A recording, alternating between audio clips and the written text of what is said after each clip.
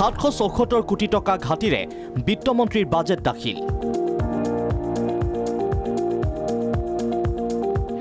অজন্তা নিয়োগৰ বাজেটত মহিলা শিক্ষাৰ্থীক বিশেষ গুৰুত্ব।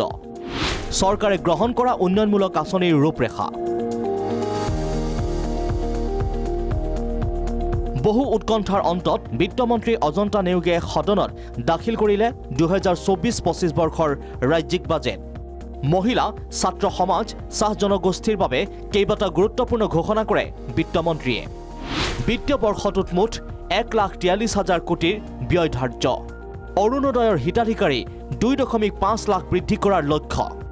উচ্চতৰ মাধ্যমিকৰ প্ৰথম বৰ্ষৰ ছাত্ৰীলৈ বছৰি 10,000 টকা। স্নাতক প্ৰথম বৰ্ষৰ ছাত্ৰীলৈ বছৰি 12,000 টকা। নতুনকৈ 35,000 নিযুক্তিৰ কথা ঘোষণা। চৰকাৰী চাকৰিয়াল নোহোৱা ঘৰৰ প্ৰাৰ্থীক 5% নম্বৰ ৰেহাই। 13,000 চাহ শ্ৰমিকলৈ মুখ্যমন্ত্ৰী আৱাস যোজনাৰ ঘৰ। 35,910টা পদৰ বাবে ইতিমধ্যে বিজ্ঞাপন প্ৰকাশ কৰা হৈছে আৰু ইয়াৰ জৰিয়তে মুঠ 1,30,416টা চৰকাৰী চাকৰিৰ সুবিধা সৃষ্টি কৰা হৈছে। আপোনালোক সকলোৱে এই কথাত নিশ্চিত সহমত প্ৰকাশ কৰিব যে সম্ভৱপৰ কম সময়ৰ ভিতৰতে প্ৰথমবাৰৰ বাবে এনেকুৱা এক অভিলেখ পৰ্যায়ৰ নিযুক্তি প্ৰক্ৰিয়া সম্পন্ন হৈছে। মই ঘোষণা কৰিবলৈ পাই আনন্দিত হৈছো যে এই নিযুক্তি প্ৰক্ৰিয়া অব্যাহত ৰখাৰ সময়ত আমাৰ চৰকাৰে সামাজিক সমতা প্ৰতিষ্ঠাৰ ওপৰত গুৰুত্ব আৰোপ কৰিব আৰু সেয়েহে আমি যিসমূহ পৰিয়ালত চৰকাৰী বা ৰাজহুৱা খণ্ডত এজনো চাকৰিয়াল নাই তেওঁলোকক সুবিধা দিয়াৰ অৰ্থে সিদ্ধান্ত লৈছো যে তেনে প্ৰাৰ্থীয়ে মুঠ প্ৰাপ্ত নম্বৰৰ সৈতে 5% অতিৰিক্ত নম্বৰ লাভ কৰিব।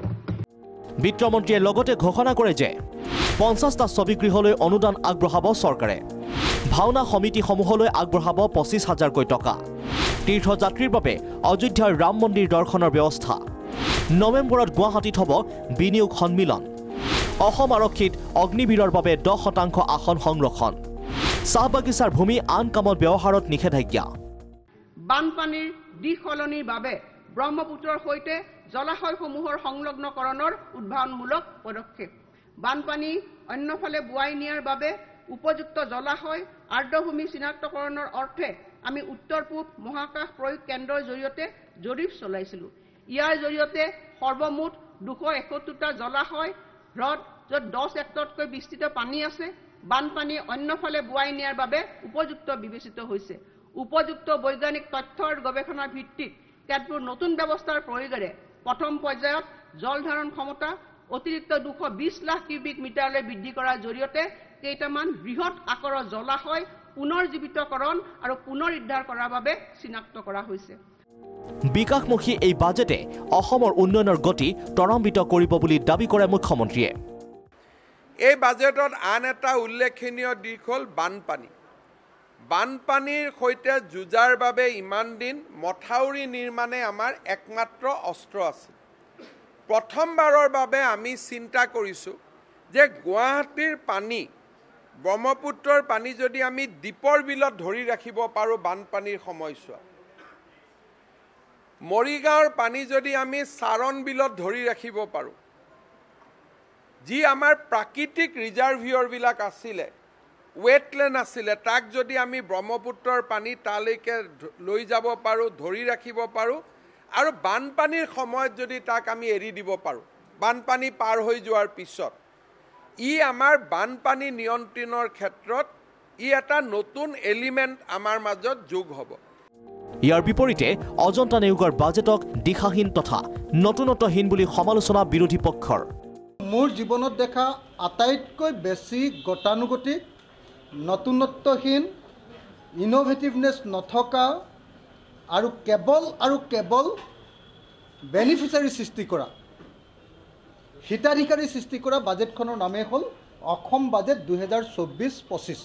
খৰচ বা ব্যয় বিশদ কিন্তু উপাৰ্জনৰ পথ লক্ষ্যহীন।